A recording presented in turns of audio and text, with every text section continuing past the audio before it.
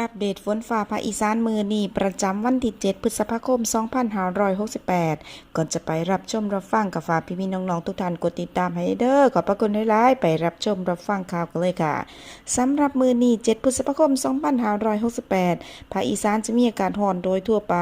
และจะมีฝนฟ้าคะนองประมาณ30%ของพื้นที่กับมีลมกระโชกแห้งและฝนตกหนักบางแห่งบางพื้นที่เน้นในส่วนของจังหวัดหนองคายบึงกาฬชัยภูมิโคราช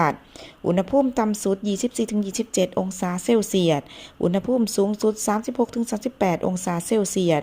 ลมใต้ความเร็วลมอยู่ที่ 10-20 กิโลเมตรต่อชั่วโมงจ้ะ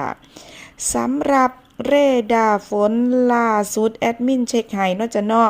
ตรวจพบกลุ่มฝนอ่อนถึงปานกลางอยู่ในเขตอำเภอหน้าแก่อำเภอถาดพนมจังหวัดนครพนมและกะสปป.ลาวจ้ะอัปเดตให้แน่จักหน่อยในส่วนของพยากรณ์อากาศล่วงหน้าวันที่เดี๋ยวเบิ่งก่อนเด้อวันที่8ฮอดวันที่10พฤษภาคม68 8พฤษภาคม68ภาคอีสานสิยังคงมีฝนฟ้าคะนองบางแห่งบางพื้นที่เน้นในส่วนของภาคอีสานตอนบนจะเป็นฝนเล็กน้อยถึงฝนปานกลางในช่วงบ่ายช่วงค่ำจ้าจังได้แอดมินก็จะอัปเดตเรดาร์ให้ฟังคือเก่าถ้ามีเรดาร์ออกมาในช่วงวันที่9ถึง10พฤษภาคม68จะเป็นช่วงที่ฝนเริ่มขึ้นเนาะพี่น้องเนาะเนื่องจากอากาศมีความแปรปรวนสูงเป็นช่วงเปลี่ยนเตรียมเข้าสู่ฤดูฝนจ้า